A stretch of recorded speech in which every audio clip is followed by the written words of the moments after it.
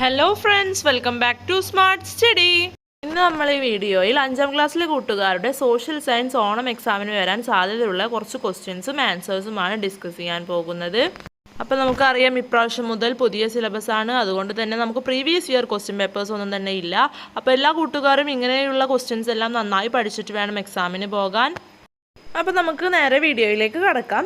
ആദ്യത്തെ question, classify and write 3 characteristics of urban and rural areas. Urban ഏരിയാസിലെയും rural ഏരിയാസിലെയും 3 characteristics എഴുതാനാണ് പറഞ്ഞിട്ടുള്ളത്. അപ്പോൾ ആൻസർ എന്തൊക്കെയാണ്? റൂറൽ ഏരിയാസിൽ സ്മോൾ സെറ്റിൽമെൻറ്റ്സ് ആണ്, ചെറിയ സെറ്റിൽമെൻറ്റ്സ് ആണ്. പിന്നെ സിമ്പിൾ ലൈഫ് സ്റ്റൈലാണ്, സിമ്പിളായിട്ടുള്ള ലൈഫ് സ്റ്റൈൽസ് ആണ്.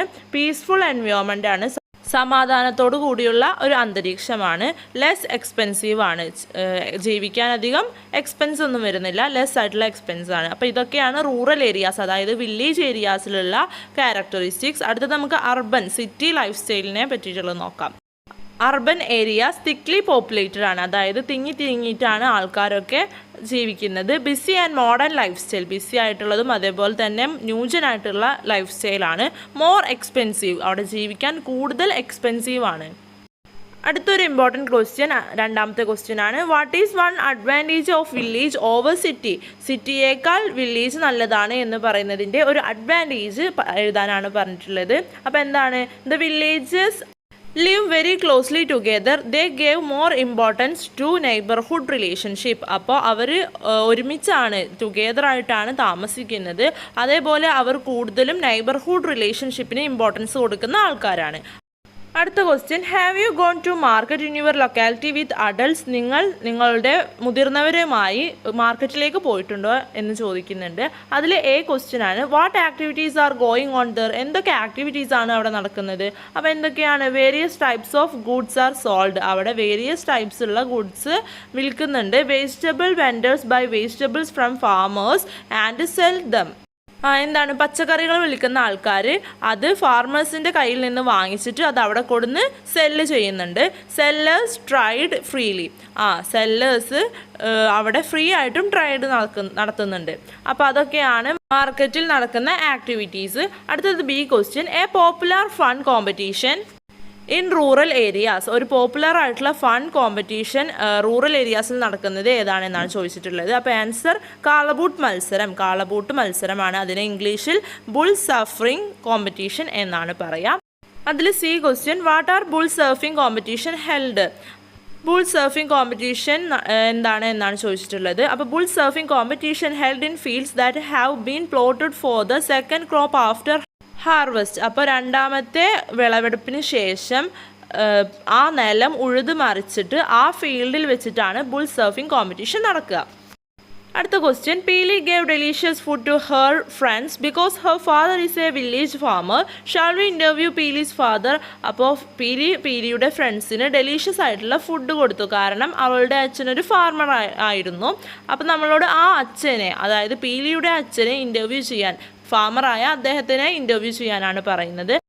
Prepare a questionnaire for that. അപ്പോൾ ക്വസ്റ്റ്യൻസ് ഉണ്ടാക്കണം അതിന് വേണ്ടിയിട്ടുള്ള. അപ്പോൾ നമുക്കൊന്ന് നോക്കാം.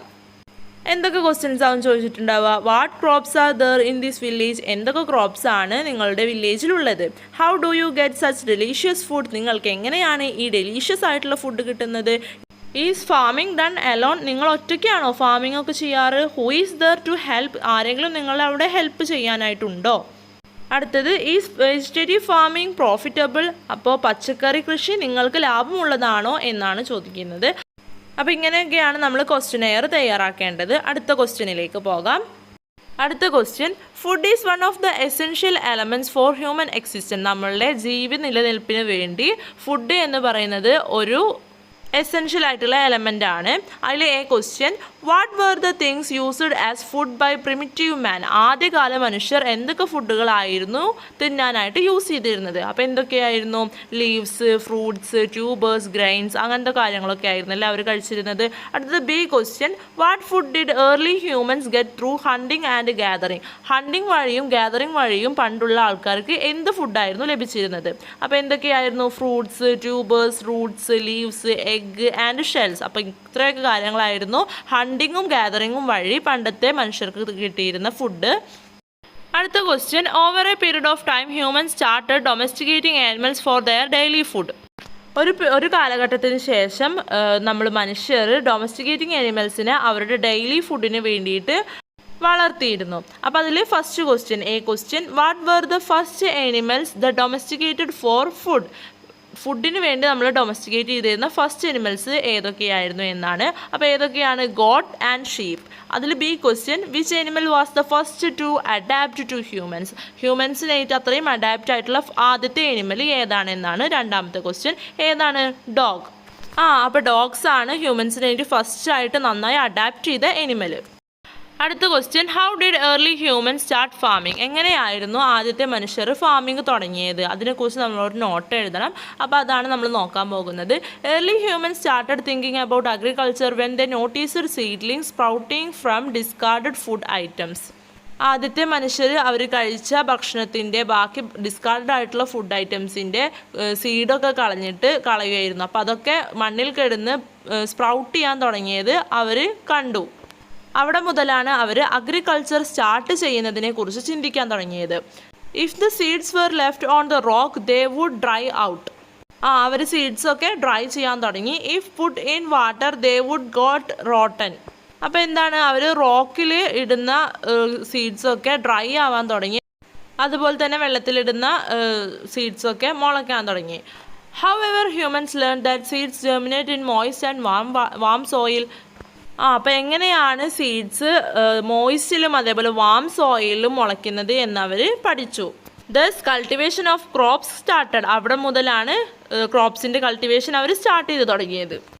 അടുത്ത question, which were the first crops cultivated by humans? Humans cultivate ചെയ്ത ആദ്യത്തെ ക്രോപ്സ് ഏതൊക്കെയാണെന്നാണ്. അപ്പോൾ ഏതൊക്കെയാണ്? Wheat, barley, little millet, tubers. ഇതൊക്കെയാണ് ഹ്യൂമൻസ് ആദ്യം കൾട്ടിവേറ്റ് ചെയ്ത ക്രോപ്സ്. അടുത്തത്, mention the main feature of Harappan culture. എന്താണ് ഹാരപ്പൻ കൾച്ചറിൻ്റെ മെയിൻ ഫീച്ചർ?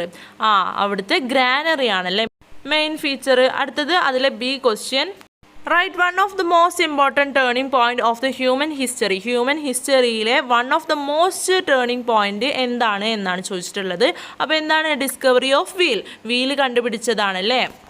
അടുത്ത question, prepare a note on Misra Bhojanam. Misra ഭോജനത്തെക്കുറിച്ച് ഒരു നോട്ട് നമ്മളോട് തയ്യാറാക്കാനാണ് പറഞ്ഞിട്ടുള്ളത്. അപ്പോൾ നമുക്ക് നോക്കാം.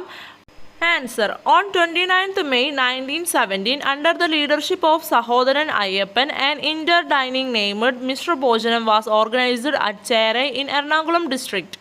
അപ്പോൾ മെയ് 29, 1917 സഹോദരൻ അയ്യപ്പൻ്റെ ലീഡർഷിപ്പിൽ ഒരു ഇന്റർ ഡൈനിങ് ചേരൈ എറണാകുളത്ത് വെച്ച് നടന്നു. അതിൻ്റെ പേരാണ് Misra Bhojanam. This protest was held against the denial of the rights of all sections of the people to dine together. ഈ പ്രൊട്ടസ്റ്റ് എന്തിനു വേണ്ടിയായിരുന്നു നടന്നിരുന്നത്? എല്ലാ സെക്ഷനിലുള്ള ആൾക്കാർക്കും ഒരുമിച്ചിരുന്ന് ഭക്ഷണം കഴിക്കാനുള്ള അവകാശത്തിന് വേണ്ടിയായിരുന്നു ഈ പ്രൊട്ടസ്റ്റ് നടന്നിരുന്നത്. This reveals the social inequality that existed in Kerala. ഇത് നമുക്ക് അന്ന് കേരളത്തിൽ നിന്നിരുന്ന സോഷ്യൽ ഇനീക്വാലിറ്റിയാണ് കാണിച്ചു തരുന്നത്. Caste system was the cause of this inequality.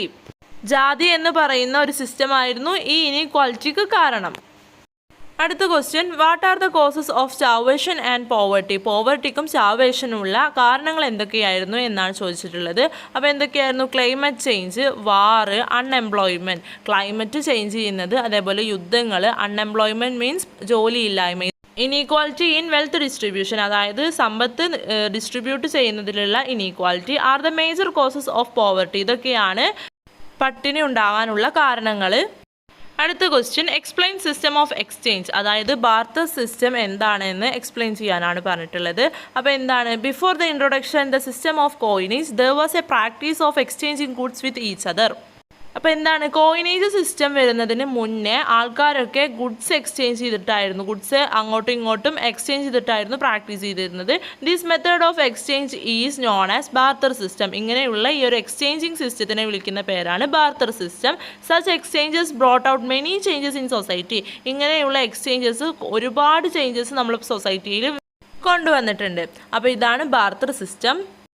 ഇത്രയൊക്കെ ക്വസ്റ്റ്യൻസ് ആണ് നമ്മൾ ഈ വീഡിയോയിൽ ഉൾപ്പെടുത്തിയിട്ടുള്ളത്. അപ്പോൾ നമ്മൾ ഡിസ്കസ് ചെയ്ത എല്ലാ ക്വസ്റ്റ്യൻസും എല്ലാ കൂട്ടുകാർക്കും മനസ്സിലായിട്ടുണ്ടാകുമെന്ന് വിചാരിക്കുന്നു.